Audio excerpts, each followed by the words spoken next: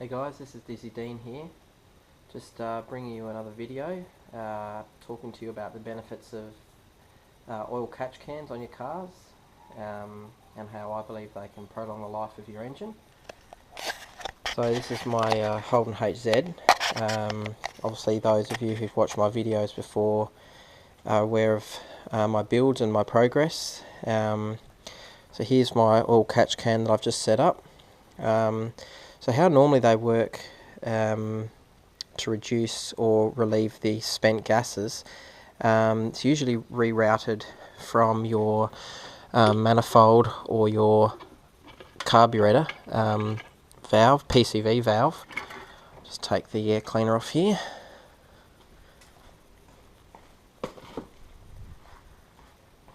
So in the back here, as you can see, there's a PCV valve outlet there, and usually the hose is rerouted back into your rocker cover here, and the gases are supposedly burn off there, but what you get is crappy oil and some water residue, which can sit on the valves and the pistons, causing build up, and it's not good for the motor. In the short term, not a lot of damage can be done, but over time it's going to make the engine not perform to its peak, and therefore it's going to obviously you're going to lose some horsepower, and also it's just not going to make the engine last as long as you'd like. Now I know I've spent a lot of money on the engine and also the car.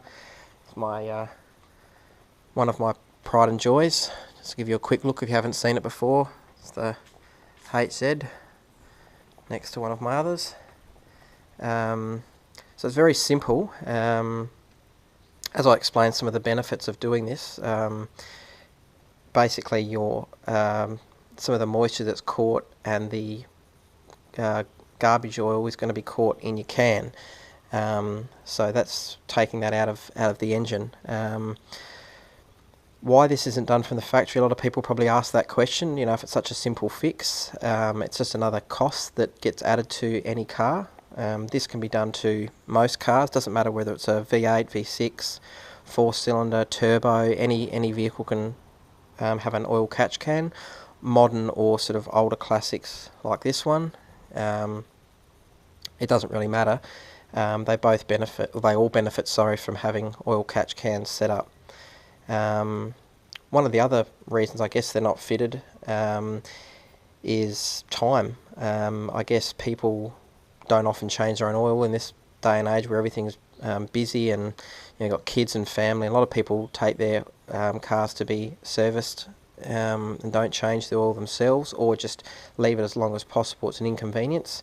So if you're not going to change the oil on your car, you know, why would you do the oil catch can?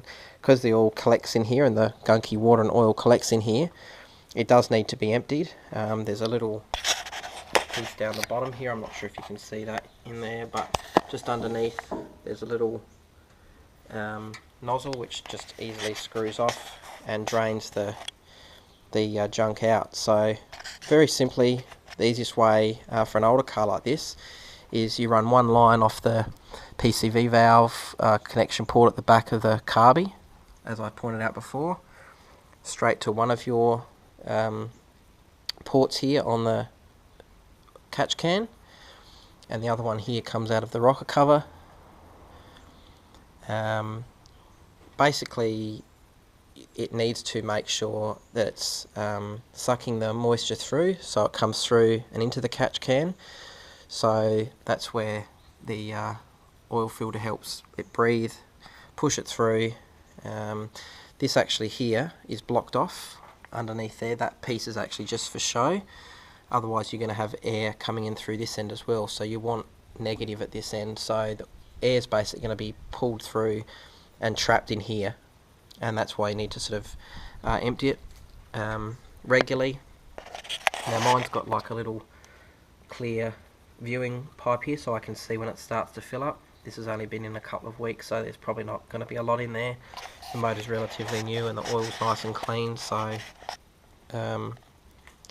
yeah, I'll report back to you and see how it's going. car seems to be running and idling fine.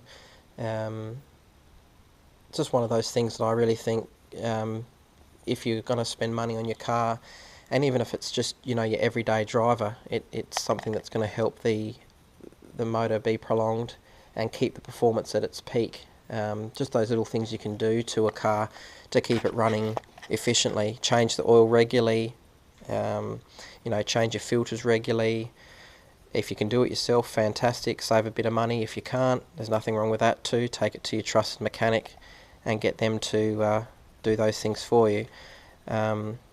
These things, you know, cars are worth, you know, money. They help you get to work, pick your children up, you know, see family. You want them to be running well, even if it's just for efficiency.